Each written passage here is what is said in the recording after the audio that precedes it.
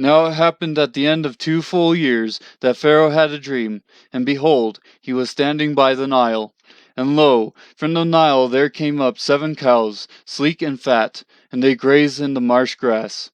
Then behold, 7 other cows came up after them from the Nile, ugly and gaunt, and they stood by the other cows in the bank of the Nile.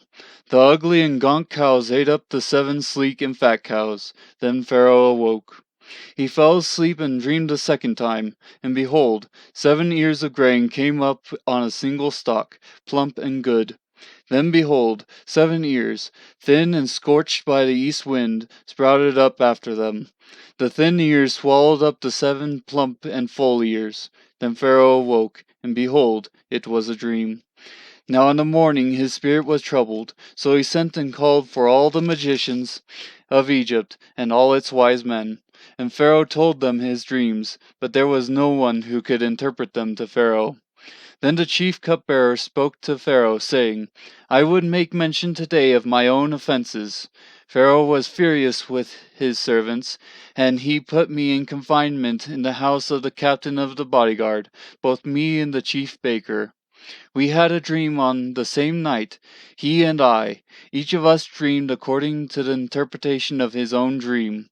Now a Hebrew youth was with us there, a servant of the captain of the bodyguard, and we related them to him, and he interpreted our dreams for us. To each one he interpreted according to his own dream. And just as he interpreted for us, so it happened. He restored me to my office, but he hanged him. Then Pharaoh sent and called for Joseph, and they hurriedly brought him out of the dungeon. And when he had shaved himself and changed his clothes, he came to Pharaoh. Pharaoh said to Joseph, I have had a dream, but no one can interpret it. And I have heard it said about you, that when you hear a dream you can interpret it. Joseph then answered Pharaoh, saying, It is not in me. God will give Pharaoh a favorable answer. So Pharaoh spoke to Joseph, In my dream, behold, I was standing on the bank of the Nile, and behold, 7 cows, fat and sleek, came up out of the Nile, and they grazed in the marsh grass. Lo, 7 other cows came up after them, poor and very ugly and gaunt, such as I had never seen for ugliness in all the land of Egypt. And the lean and ugly cows ate up the first 7 fat cows.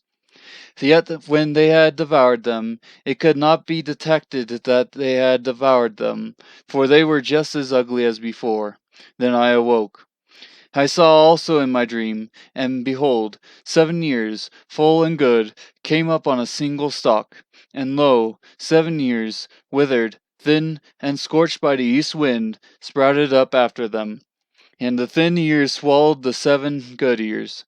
Then I told it to the magicians, but there was no one who could explain it to me. Now Joseph said to Pharaoh, Pharaoh's dreams are one and the same. God has told to Pharaoh what he is about to do. The 7 good cows are 7 years, and the 7 good ears are 7 years. The dreams are one and the same. The 7 lean and ugly cows that came up after them are 7 years, and the 7 thin ears, scorched by the east wind, will be 7 years of famine. It is as I have spoken to Pharaoh. God has shown to Pharaoh what he is about to do. Behold, 7 years of great abundance are coming in all the land of Egypt, and after them 7 years of famine will come, and all the abundance will be forgotten in the land of Egypt, and the famine will ravage the land. So the abundance will be unknown in the land because of that subsequent famine, for it will be very severe. Now as for the repeating of the dream to Pharaoh twice, it means that the matter is determined by God, and God will quickly bring it about. Now let Pharaoh look for a man discerning and wise, and set him over the land of Egypt. Let Pharaoh take action to appoint overseers in charge of the land, and let him exact a fifth of the produce of the land of Egypt in the 7 years of abundance. Then let them gather all the food of these good years that are coming, and store up the grain for food in the cities under Pharaoh's authority, and let them guard it. Let the food become as a reserve for the land for the 7 years of famine which will occur in the land of Egypt, so that the land will not perish during the famine." Now the proposal seemed good to Pharaoh and to all his servants. Then Pharaoh said to his servants, "Can we find a man like this, in whom is a divine spirit?" So Pharaoh said to Joseph, "Since God has informed you of all this, there is no one so discerning and wise as you are. You shall be over my house, and according to your command all my people shall do homage. Only in the throne I will be greater than you." Pharaoh said to Joseph, "See, I have set you over all the land of Egypt." Then Pharaoh took off his signet ring from his hand and put it on Joseph's hand, and clothed him in garments of fine linen and put the golden necklace around his neck. He had him ride in his second chariot, and they proclaimed before him, "Bow to the knee," and he set him over all the land of Egypt. Moreover, Pharaoh said to Joseph, "Though I am Pharaoh, yet without your permission no one shall raise his hand or foot in all the land of Egypt."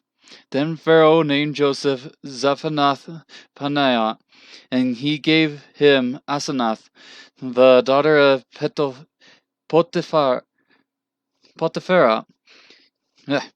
priest of On, as his wife. And Joseph went forth over the land of Egypt. Now Joseph was 30 years old when he stood before Pharaoh, king of Egypt. And Joseph went out from the presence of Pharaoh and went through all the land of Egypt. During the 7 years of plenty and the land brought forth abundantly. So he gathered all the food of these 7 years which occurred in the land of Egypt, and placed the food in the cities. He placed in every city the food from its own surrounding fields. Thus Joseph stored up grain in great abundance like the sand of the sea, until he stopped measuring it, for it is beyond measure.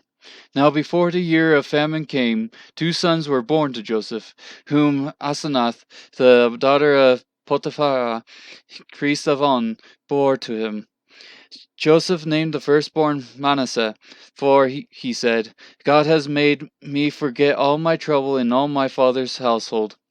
He named the second Ephraim, for he said, "God has made me fruitful in the land of my affliction." When the 7 years of plenty which had been in the land of Egypt came to an end, and the 7 years of famine began to come, just as Joseph had said, then there was famine in all the lands, but in all the land of Egypt there was bread. So when all the land of Egypt was famished, the people cried out to Pharaoh for bread, and Pharaoh said to all the Egyptians, "Go to Joseph, whatever he says to you, you shall do." When the famine was spread over all the face of the earth, then Joseph opened all the storehouses, and sold to Egyptians, and the famine was severe in the land of Egypt. The people of all the earth came to Egypt to buy grain from Joseph, because the famine was severe in all the earth.